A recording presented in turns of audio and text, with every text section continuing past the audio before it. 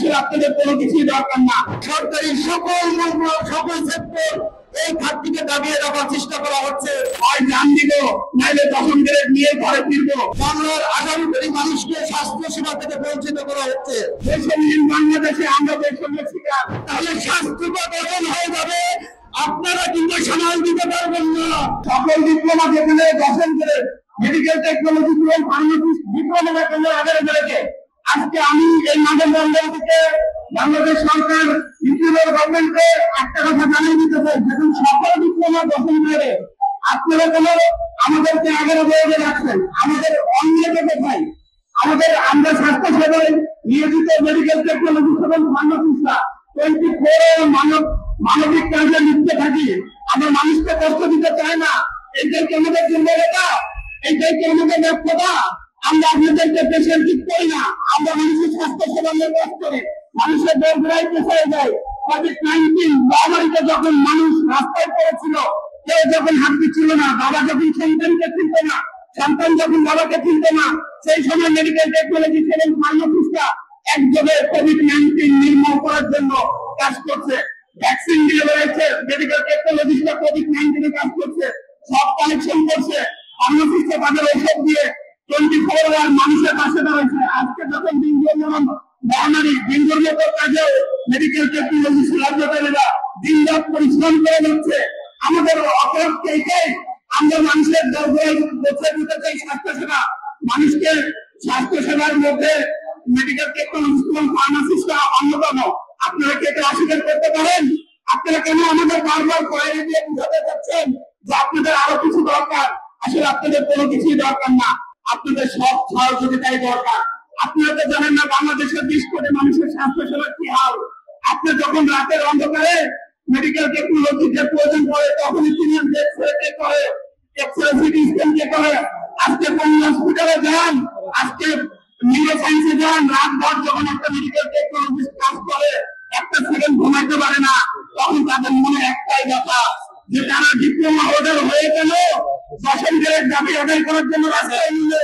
এটা তো সরকারের দরকার ছিল, এটা তো বাংলাদেশের জনগণের অধিকার ছিল যে তাদের ন্যায্য অধিকার তাদেরকে বুঝাই দেওয়ার। দিন শেষে একটা কথা বলবো, এই বৈষম্য আর বেশি দিন থাকবে না। বৈষম্যহীন বাংলাদেশে আমরা বৈষম্যের শিকার। আমরা আর বসে থাকবো না, হয় জান দিব, নাইলে দশম গ্রেড নিয়ে ঘরে ফিরবো। আমরা কিন্তু এমনি এমনি আমাদের এই মানববন্ধন করি না। আর সারা বাংলাদেশে মেডিকেল টেকনোলজি ফার্মাসিস্টরা তারাই দিচ্ছে তাদের নৈতিক অধিকার, তাদের ন্যায্য অধিকার আদায় করার জন্য। আপনারা ভাবতেছেন যে আমরা এই মানববন্ধন করে থেমে যাবো? কখনোই থামবে না। আমাদের আদায়, আমাদের অধিকার যতদিন পর্যন্ত আমরা ন্যায্য অধিকার না পাবো, আমরা আমাদের মানববন্ধন দরকার পড়লে কর্মবিরতির মতো কর্মসূচিতে আমরা যেতে বাধ্য হবো। যে মানুষের সবচেয়ে চিকিৎসা ক্ষেত্রে ব্যয় হয় পরীক্ষা নিরীক্ষার জন্য, আর এই সেক্টরটাকে, এই স্বাস্থ্য খাত, স্বাস্থ্য মন্ত্রণালয় সহ সরকারি সকল সকল সেক্টর এই ঘাটতিকে দাবিয়ে রাখার চেষ্টা করা হচ্ছে। আর এই ঘাটতিকে দাবিয়ে রাখার চেষ্টা করা হচ্ছে মানে বাংলার 18 কোটি মানুষকে স্বাস্থ্য সেবা থেকে বঞ্চিত করা হচ্ছে। তাই আমরা হুঁশিয়ার করে দিতে চাই, আপনারা যদি আগামী 1 সপ্তাহের মধ্যে আমাদের মেডিকেল টেকনোলজি এবং ফার্মাসিদের 11 গ্রেড থেকে দশম গ্রেডের উন্নীতকরণে কাজ সমাপ্ত না করেন, প্রজ্ঞাপন জারি না করেন, তাহলে আজকে কেবল শুধু তরুণ মেডিকেল টেকনোলজি ফার্মাসিস্ট, তরুণ পেশাজীবী আজকে আমাদের মাঠে নেমেছে। আর যদি আমাদের সারা বাংলাদেশের সকল সরকারি প্রতিষ্ঠানের মেডিকেল টেকনোলজি এবং ফার্মাসিস্টরা কর্মস্থল ছেড়ে যদি রাজপথে নেমে আসে, তাহলে স্বাস্থ্য গঠন হয়ে যাবে, আপনারা কিন্তু সামাল দিতে পারবেন না। আমরা আপনাদেরকে হুঁশিয়ার করে বলতে চাই, অনাকাঙ্ক্ষিত পরিবেশ তৈরি হওয়ার আগেই আপনারা আমাদের দশম গ্রেডকে বাস্তবায়ন করে দিন। তা না হলে আমরা বৈষম্য বিরোধী ব্যানারে বাংলাদেশের সকল মেডিকেল টেকনোলজি এবং ফার্মাসির সংগঠনকে নিয়ে আগামী রবিবারে সংবাদ সম্মেলন করে আমরা সরকারকে 1 সপ্তাহ সময় দিয়ে এরপরে আমরা একটি মানববন্ধন করবো। সে মানববন্ধনে যদি সেই দাবি আদায় না হয়, তাহলে আমরা সরকারকে 3 দিন সময় দিয়ে 1 ঘন্টার কর্মবিরতি দিতে বাধ্য থাকবো।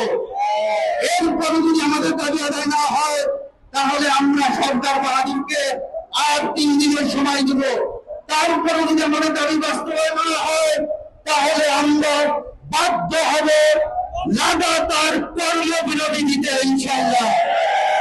কারণ এই কর্মবিরতি শুধু আমার পেশার স্বার্থে নয়, বাংলার 18 কোটি মানুষের স্বার্থে। এই কর্মবিরতি বাংলা স্বাস্থ্য খাতকে বাঁচানোর স্বার্থে হবে। এই কর্মবিরতি হবে মেডিকেল জগতের সবচেয়ে ব্যয় নির্ভর যে সেক্টর, ডায়াগনোসিস সেক্টরকে সরকারিভাবে বাঁচানোর স্বার্থে আমাদের এই কর্মসূচি হবে।